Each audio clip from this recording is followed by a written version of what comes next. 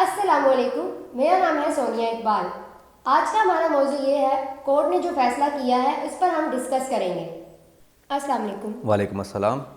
Court ने आज जो इमरान खान को 10 साल कैद की सज़ा सुनाई है, इस पर आपकी क्या राय है? मेरी नज़रिए के मुताबिक तो बिल्कुल नाइंसाफ़ी ही की गई है, क्योंकि एक तरफ तो कहा जाता था कि साइफ़र झूठा था, वो एक कागज़ का टुकड़ा था जो खान साहब ने जलसे में लहराया था।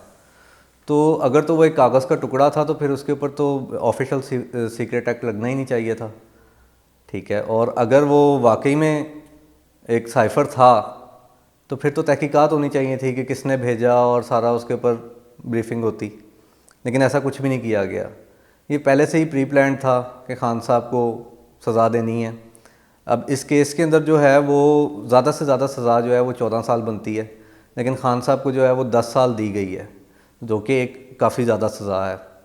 और मकसद सिर्फ यही था कि इलेक्शन से तकरीबन एक हफ़्ता कबल जो है ये सज़ा दी जा रही है और उनका उनसे इंतखाबी निशान भी छीन लिया गया। सब कुछ एक वाज़ेह चीज़ है, सबके सामने है कि उनके साथ क्या किया जा रहा है, उनके कारकुनों को उठाया जा रहा है। तो खान साहब ने कहा है कि ये जो सब कुछ हो रहा है ये एक सोची समझी साजिश है। बिल्कुल तो इस पे आप क्या कहेंगे? जी, बिल्कुल साजिश तो हुई है। देखिए कि इंटरनेशनल मीडिया सारा जो है उनकी आज की हेडलाइंस ही हमारे पाकिस्तान के हवाले से हैं। CNN, BBC सबके ऊपर व्यूवर्स भी हमारे स्क्रीन पे देख रहे होंगे। तो पूरा इंटरनेशनल मीडिया ये चीख चीख के बता रहा है कि साजिश की गई है। वैसे भी सीनियर कानूनदान अब्दुल मुईज़ जाफरी के मुताबिक उनका ये कहना था कि सज़ा के लिए ज़रूरी है कि दुश्मन के साथ मिली भगत रियासती राज़ों को जानबूझकर अफशां किया जाए। तो ये जानबूझ के तो अफशां नहीं किए गए। अगर तो वो कह रहे हैं, एक तरफ वो कह रहे हैं कि वो पेपर था खाली, उसके अंदर कुछ भी नहीं लिखा हुआ था, खाली कागज़ का टुकड़ा लहरा दिया गया, और फिर एक तरफ कहा जा रहा है कि रियासती इदारों के जो राज हैं उनको अफशां किया गया है। कौन से राज हैं और जो जानबूझ के अफशां किए गए हैं? मतलब क्या वो लेटर नहीं आया था? ये तो एक हकीकत है, सबको पता है। तो आपके मुताबिक अगर ये जो उन्होंने फैसला सुनाया अदालत ने, तो इससे क्या वोटर्स को हम दबा सकते हैं, रोक सकेंगे उनको?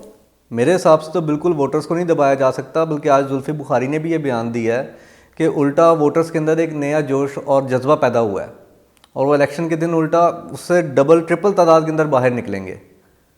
क्योंकि पहले भी आप देख लें कि जब खान साहब को हटाया गया था गवर्नमेंट से, तो उस वक्त वो PTI जो है वो डाउनफॉल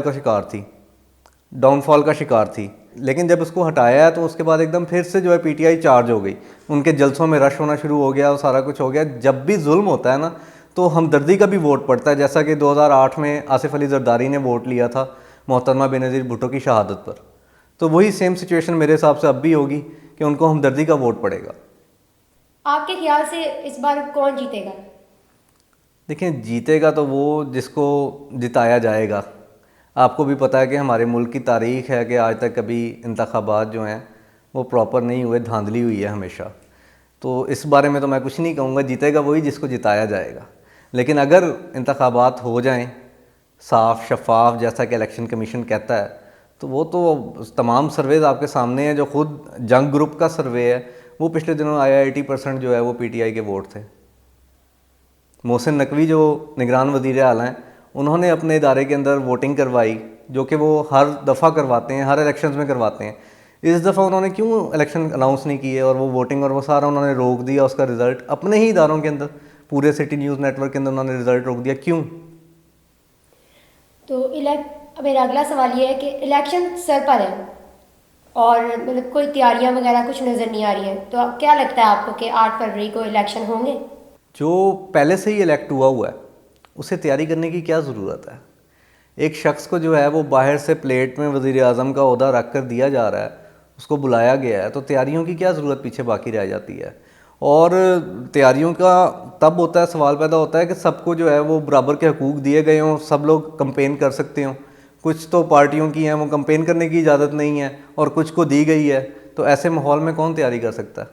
बिलावल भुट्टो ने भी कहा है कि कोई इलेक्शन का माहौल नज़र नहीं आ रहा, क्योंकि सबको पता है कि क्या होने जा रहा है आगे। अच्छा, मैंने सुना है कि ये जो आजकल इलेक्शन की कंपेन्स हो रही हैं और कोई बैनर्स वगैरह लगाते हैं, स्टिकर्स वगैरह लगाते हैं, तो उनको पुलिस जो है वो बहुत ज़्यादा तंग करती है, तो ये क्या सच है? बिल्कुल सच है, बल्कि व्यूवर्स जो हैं वो हमारी स्क्रीन पे भी देख रहे होंगे। अभी संडे को जो है वो PTI की रैली हुई थी और एक मोटरसाइकिल पर सवार शख्स था, उसके पीछे लेडीज़ बैठी हुई थी, आगे बच्चा बैठा हुआ था और पुलिस एक शख्स आया, पुलिस वालों की मौजूदगी में सिविल कपड़ों में मलबूस, और उसने बाइक को, उसने परवाह नहीं की कि बच्चे को चोट लग रही है या खातून जख्मी हो जाएंगी, उसने बाइक वाले को नीचे गिराया और उनको मारना पीटना शुरू कर दिया। और पुलिस मौके पर खड़ी है और उस शख्स को बड़े प्यार से उन्होंने हटा के एक तरफ किया और उल्टा उस पीटीआई वाले को ही बेचारे को गालम गलोच, एक तो उसको चोटें आई हैं, गिरा है, और उसको गालम गलोच दे के उन्होंने मामला रफा दफा करवाया। आज के हॉट टॉपिक को हमने डिस्कस किया है। ऐसी मज़ीद वीडियोस देखने के लिए हमारे साथ रहिए। मज़ीद ऐसी इनसाइड स्टोरीज के लिए हमारे चैनल को सब्सक्राइब करें और बेल आइकन को क्लिक करें।